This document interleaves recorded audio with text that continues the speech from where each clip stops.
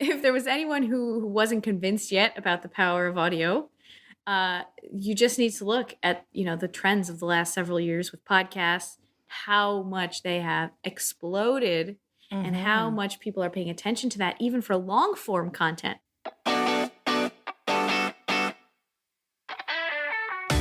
Welcome to Audio Branding, the hidden gem of marketing. Sound plays a more important role in human behavior and our decision-making than you may realize. In this podcast, I'll help you understand the art and science of sound so you can better influence others in business and your life. I'm your host, Jody Krangle. Let's delve a little deeper. This is the second part of my interview with Dr. Lilach Saperstein. I'm curious about something, and maybe this is a silly question, but I have been talking to ASM artists. So ASMR people and that sort of theory. And I'm wondering, because it does kind of put you into a meditative state. And so I'm wondering if that, like, if you get brain tingles from that kind of thing, if that might help tinnitus. Ah, interesting thought. I haven't thought of that one. I mean, it's a combo of both the visual and the audio. So it's kind of making two senses work at once. Yes. But ASMR is fascinating. It is, first of all, it's just captivating. It's like, why are you scratching a fork? Like, okay, so it gets your attention because it's just odd in most of the things that are happening. Yeah. And then you just get sucked in because what a great sound that is. I totally took a deep dive. And one of the people that I just interviewed is she actually ran a live ASMR performance in New York City for a while called the Whisper Lodge, which was really, really interesting. It was on Netflix. They did I think it was a BuzzFeed thing. They did something on ASMR. Cool. And, thank you. I will check that it's out. called Follow This. That's what it's called. It's called Follow This. Mm-hmm. So she actually ran the journalist through their live performance. This was in 2019, so before any of the craziness we've experienced now was happening. Yeah. Well, I just saw an ASMR advertisement actually on my Instagram feed. That came up. Did you? Yes. They For were who? kind of very, I can't remember. It was a food brand. And they were kind of like, they were opening the bag. Okay. Very carefully, like crunching I don't know if it was chips or something. Yeah. I mean, I guess it wasn't that successful that I don't remember which brand it was. Well, that's kind of the point, yeah. It was successful enough that I'm like, I stopped to like watch it for more than 3 seconds before swiping up on Instagram, which means it will come up again. That is true. Yeah, I have told the algorithm this was fascinating. Yeah. You know who started that? Or, well, the first time I saw it used was in 2016. Ikea did a really long commercial where they were talking about sheets and like different pieces of furniture that a college student could put in their dorm. And so they had a woman whispering and running her hands over the sheets and tapping on the lamp. And it was like a half-hour thing, which is oh my gosh, generally about as long as most ASMR videos are if you look for them on YouTube. So it was really interesting. When I saw it, I kind of went, this is weird. I was like, I did not get it. Oh, I did not get it at all. Yeah. But when I did the deep dive for my podcast, I was like, hey, wait a minute. Okay, I don't really like that one. Yeah. But there are others I do like. So yeah, I think it depends when you're talking about advertising. It's to get someone's attention that's different. Yes. Like be weird a little bit. Don't be afraid to do that. Yeah. But sometimes the joke is that when you're really like exactly what everybody wants and you fit the mold, then that also is really good for some people. So it's almost like you have to know your target and what it is you're trying to do. Yeah. And well, the thing about Ikea is they were going after college-age students, right? Smart, so a younger audience would know what ASMR is. Yeah. I knew it wasn't for me. So whether or not I got it really didn't matter. They were after the college students. Yeah. And you know what I think we're going to be seeing is all the TikTok sounds that are, 15 seconds of some snippet of a song that's like a really great song outside of this TikTok snippet. But now people have heard it over and over and over, and it is ingrained in their mind also associated with a challenge or a dance or whatever, like a food trend. So there's going to be a whole portion of the population that has very specific associations to certain sounds. Yeah. With, like what the vibe is. I'm thinking of the one where they dress up as different houses of Harry Potter. Have you seen that? I have not, no. Oh, it's so good. It's so good. So it's kind of like the little twinkling, like Harry Potter theme music, and people are dressing up if they were teaching at Hogwarts and showing off their like magical outfits, what they'd wear to a Quidditch game, what they'd wear to the Hogsmeade so cosplay. outing. Yes, exactly. Okay, and great. So it's but again, it's just that like 7 seconds of like twinkling harpsichord. And forever in my mind, that's it. Yeah. That's going to be like Hogwarts fashion.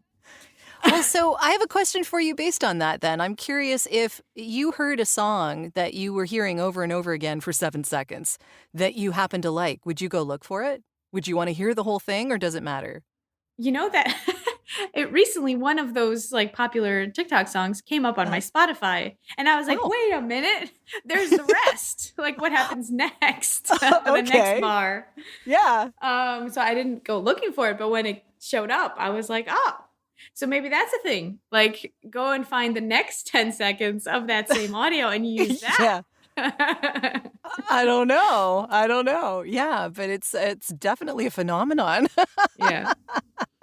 Yeah. And then again, let's say if you're speaking with boomers, then, go back 30 years and what was the popular song then? And then put that in. Then you're really hitting that emotional memory target. Or we definitely associate certain types of music with when we were growing up, when we had our, best time of life kind of time, Like for me, it was the 80s. So, Duran. Okay, so like not Justin Bieber. No. But yeah, I remember some like I guess you'd kind of call it psychedelic, but it wasn't really like not 60s psychedelic. Like 80s psychedelic was a little different. Gotcha. So then if you would hear something, you would be like, oh, that's for me. Yeah. Yeah. You want people to raise their hand or like raise their ears. Perk up. Yes. So yeah, if you want to reach Gen X, 80s music, definitely 80s music. But yeah, it's very personal and it's very emotional and we have a very strong response to the things that we remember from our childhood, I'm sure. And very powerful thing that happens with audio as well is when you stop the music or you have a pause. Mm-hmm. And if in those 15 seconds you want to fill, but wouldn't it be so powerful if you had a dramatic pause at some point and you would be like, I'm paying so much money for this pause. But it might make a big difference, Yeah. Kinda in like, advertising, you mean. Or Yeah, I think people forget the importance of white space. There you go. Like they would in graphic design. You don't want to fill up every bit of the page. Yes. Very good analogy. Yeah, you need to have some highlights of the color, and that I love this analogy. Audio. We're going further. This also affects like what font are you using? Is like what we talked about before, like the voice quality and what color scheme. Oh man, I like it. Nice. Yeah.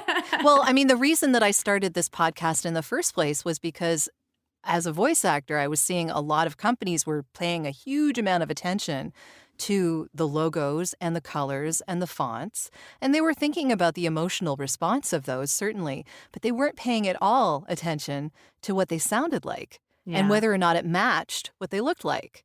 And so, like, that's really important when you're talking about advertising. So, you can have a sonic brand that has like a sonic logo, so your logo in like 3 to 5 notes. You could totally do that. But you need an audio strategy that has an overarching kind of thing to it because it all needs to feed into the same thing.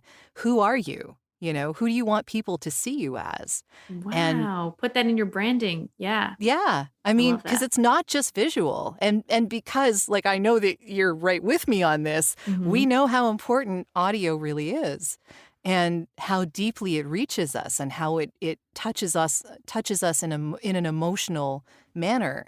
And we don't make buying decisions based on logic. We have never. Yes, we rationalize them afterwards. Exactly. Yes, for sure. Yes, we try to prove it to ourselves that it was logical, but it was all. If there was anyone who wasn't convinced yet about the power of audio, you just need to look at, the trends of the last several years with podcasts, how much they have exploded and how much people are paying attention to that, even for long form content.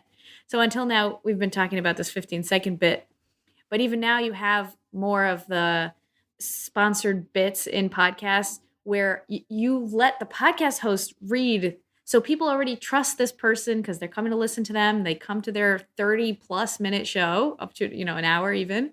Yeah. And when they read an advertisement, how much power that has. So that I've been hearing on tons of podcasts, that they say no to the break, and it's still them. They're reading the ad. Yeah. It's not just like an insert. I think that's kind of like what they used to do on the radio as well with the DJs. I think they still do it, but I don't know who's listening. Yeah, right. Exactly. I don't know anymore. Yeah. There's so much we used choice. to do. Yeah. I mean, we used to do it a lot in our car, right? But I don't know how many people are driving to and from work right now. A lot less than there used to be. That's right. So it's interesting. I know that we're all dealing with a lot of stuff these days, so I particularly wanted to acknowledge those that have taken the time to leave honest reviews of this podcast, like Pamela Muldoon, who says, audio as part of your marketing strategy. I could not agree more with Jody's assessment that audio branding is the hidden gem of marketing. Now more than ever, how your brand sounds is becoming just as important as it looks and feels. The short, succinct episodes of this podcast, and I think she's referring to my solo episodes, are filled with nuggets, easy to listen to, that voice, thank you very much, and are perfect for binging. Nice work, Jody. Well, thank you, Pamela. It means a lot to me that you're getting some good information here. Thanks again for the review. And now, back to the show. But another thing about how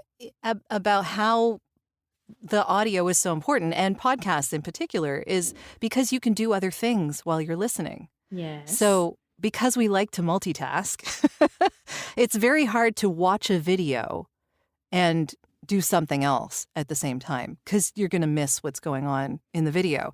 But if it's an audio that you can get the idea of without even needing the video, you can do other things and still get the idea of what you're hearing. Very true. So And what about this latest craze with Clubhouse? This new app that's also audio only. Yeah. And it's like a conversation rooms, come and network and stuff like that. Yeah. I think we're going to see more and more of that. I mean, of course, we saw also in the last several years the Alexa and the Google Home and of course whatever else is the other one. You know what I'm talking about? Yeah. So much. There's a lot of them. Integrating voice commands. Siri, I guess, was like the first version. But, that is taking so much of the way we interface with our technology to auditory and verbal.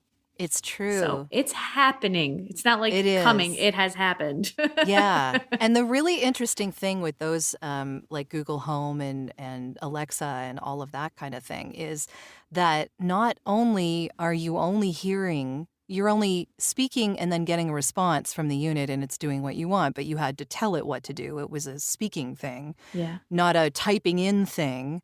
You are hearing things happen where there's no physical representation of what's happening. So, for instance, I think part of the reason MasterCard spent so much money on their rebranding on their audio brand was because they wanted to have a specific sound happen when someone did a transaction on Google Home or Alexa. Because when you're in a store and someone's using your credit card to put a charge through, you're seeing it and you're hearing it. There's something going on, right? Yeah.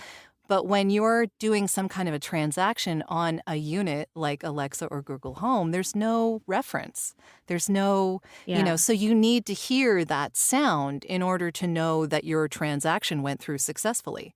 That is fascinating. So it's like, and this is going to happen more and more often. So why not be the author of your own sound?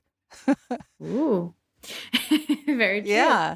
You could spend a lot of money on this. People have, but you don't need to. That's the thing. Aha. If you put some thought into it and really, like you said, strategize about what you want people to feel when they hear your thing. Like there is one particular sound effect on the phone for people getting texts, and it's kind of like a drop of water falling in a bucket. So like when I hear that, it sounds like a bathroom sound. It doesn't like, it has a very negative feeling to me, like something's dripping. It's not a good look. Like that's why I said bucket. Like I didn't say rippling water in the pond. Like my visual image to that particular sound whenever someone has that is like, I do not want to be around your phone dinging anymore. Do not get any more texts, please. That's interesting. Yeah, because I've always heard the swipe sound, like it almost sounds like a page moving. Yeah, when you send something, that's the best. Yeah, that's swoosh. Yeah. So I prefer that, but I'm on Android, so for me it's probably a different sound. But it's different for everybody. Yeah. I think that a lot of people think that this is going to be hugely expensive. And I know why MasterCard did spend a lot of money on it, because they're a huge company and they had a lot of different places they needed to be, like the world. And so you have to think about a lot of different things. So I get it. If you're a smaller business and you just want to have some kind of an identity, though, you can do that in sound. And that does not have to cost you an arm and a leg. Like that's just something you have to think about the same way you did that you thought about your logo. That's great. Yeah. I'm thinking also about how people post to Instagram and they want to have their grid kind of have a cohesive filter. So every picture they put through, they'll put through this particular setting. So everything looks the same sunset type. Well, exactly. Yeah. People in podcasts, they say the same in the opening and they say the same in the ending. If you have a particular phrase that you say all the time, that can work as audio branding too, right? Aha. And then you should put that on a T-shirt while we're at it. And then, exactly. Yes. Use the visual too. There's nothing wrong with that at all. Yeah. That's so good. That's so good. Yeah. I'm so excited about this conversation. I'm learning so much for my podcast. I'm learning a lot too, actually. Yeah. And getting back to that, I wanted to, I think you'd mentioned this the last time that we spoke. You had said, and as far as auditory processing is concerned, that we hear and then what do we do with the information, and that there's some redundancy built in. Oh, so I'm curious amazing. about that. Amazing. I love talking about this. Auditory processing. Yes. Okay, so this is something that we see a lot in young children, kind of school age, 7, 8, 9. When school starts to get hard, you actually have to be more focused and less play, and more instruction, auditory instruction. And we see some kids that they start to have a problem with instructions that the teacher said, okay, we're going to do math and turn to page 54 and do the first column. And they're like, which book, which subject are we in? It just went too fast. The multi-step directions were difficult to process. That's one kind of thing in auditory processing. Another is filtering background noise, which because we have 2 ears, we're actually getting every input twice. And then our brain is doing a calculation and doing the difference of which side did it come first in terms of the volume, how loud was it on the right versus the left, and the time difference in milliseconds of did it get to the right, to the left, so we can localize sound in our environment. We know where it's coming from. We do all these processing things and also filtering out background noise and focusing on speech. And sometimes our system is overwhelmed, or there's something that's happening along all of those pathways that are crisscrossing back and forth, right to left ear, right to left hemisphere. And sometimes the wires get crossed. And by the time it gets to the destination of the auditory cortex, the message has been muddled somehow.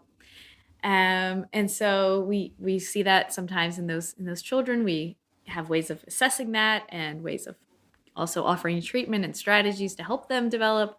It's kind of a maturational thing. And sometimes they just grow into it over time.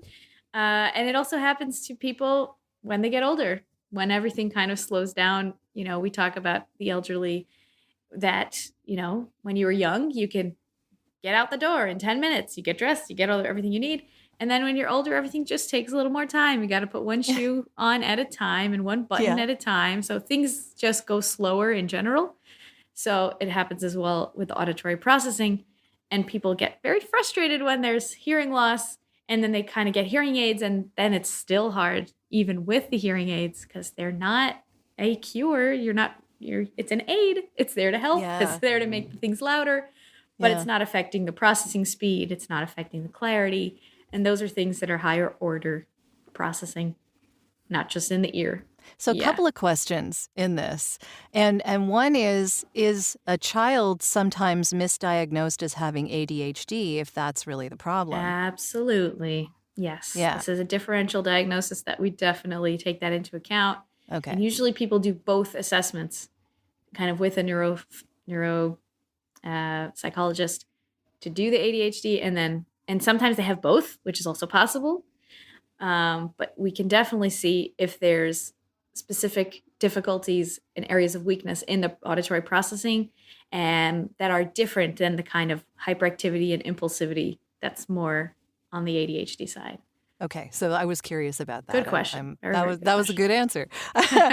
And following up on the hearing aids, what can they do and what can't they do? Yes. Okay. Hearing aids are super cool. Basically computers. Mm-hmm. They have a microphone, a whole circuit that's going to process the input sound and then send it out with a receiver that is kind of like a tiny little speaker.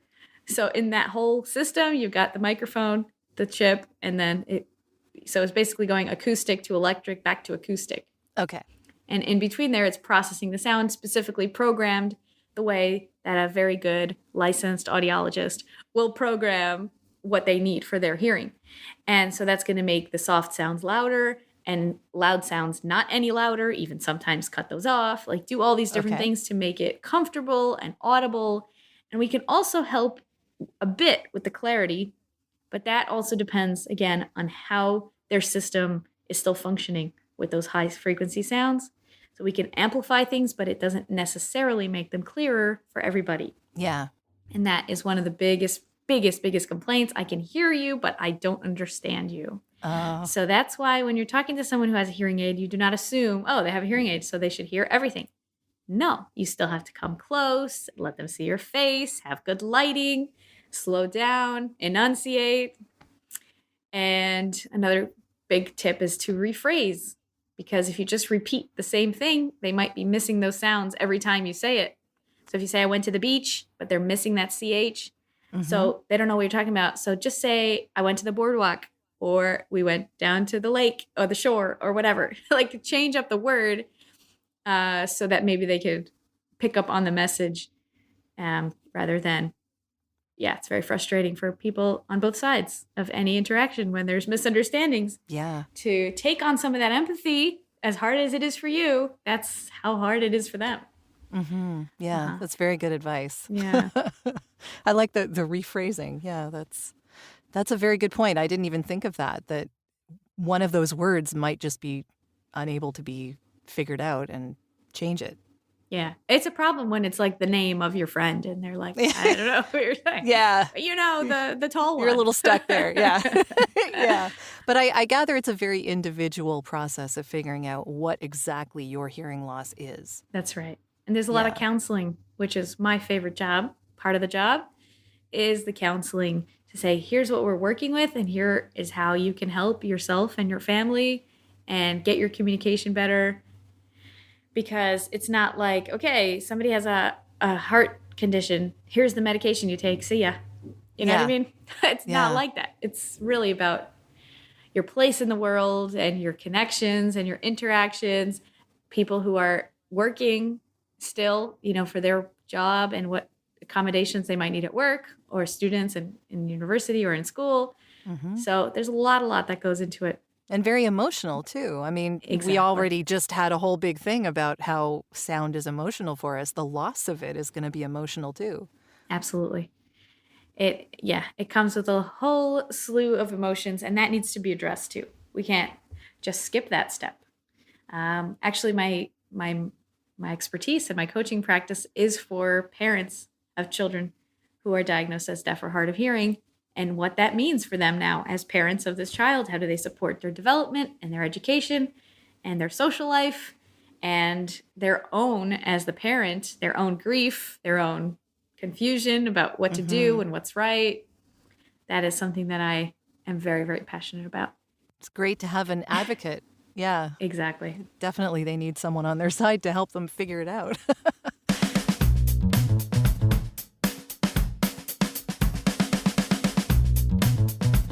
Are you looking for ways to improve your company's or podcast's impact? You'd be surprised how powerful the use of an intentional audio branding strategy can be. Want to know more? I have a free downloadable PDF that gives you my 5 tips for implementing an intentional audio strategy at voiceoversandvocals.com/audio-branding-strategy. That location does ask to put you on a mailing list, just to send you updates on when the new podcasts come out. But if you really don't want to give your email out, I understand. Just contact me directly. My email is all over my website, and I'll make sure you get that PDF without needing to sign up anywhere.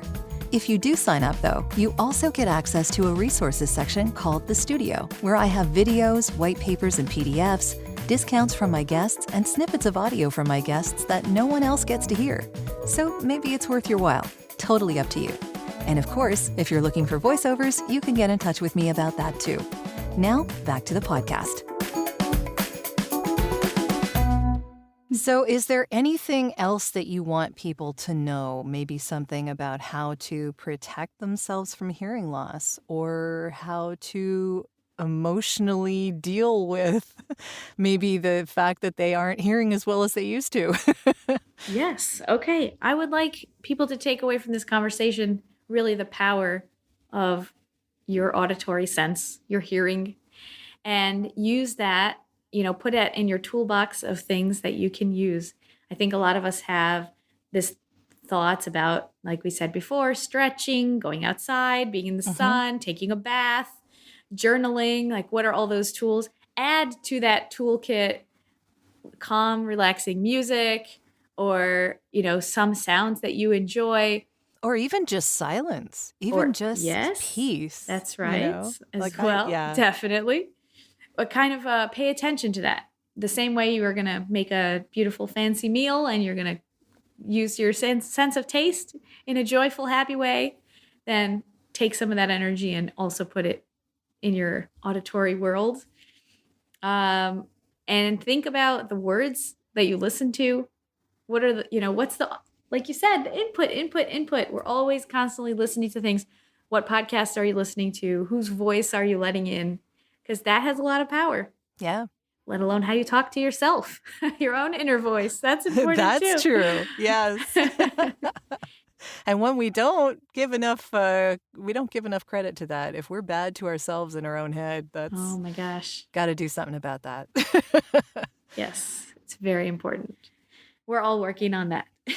Oh, yes. Yes, we totally are.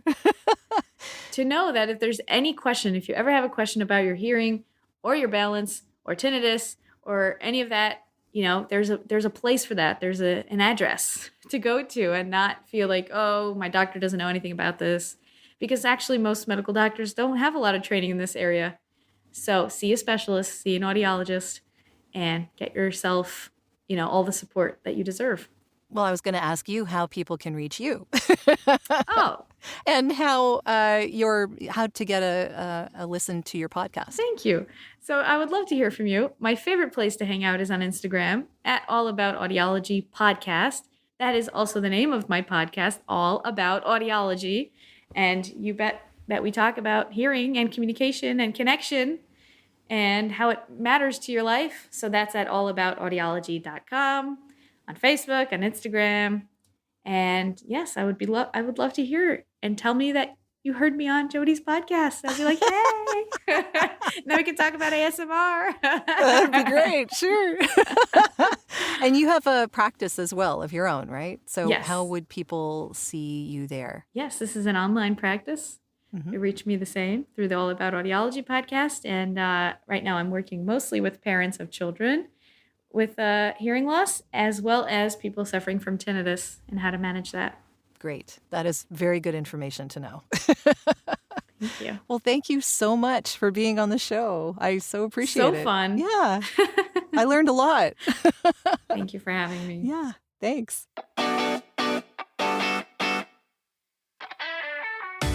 Well, that's the end of this episode. Thanks for listening. And if you like what you heard, why not tell a friend about this podcast? It's available in all the usual locations. Until next time,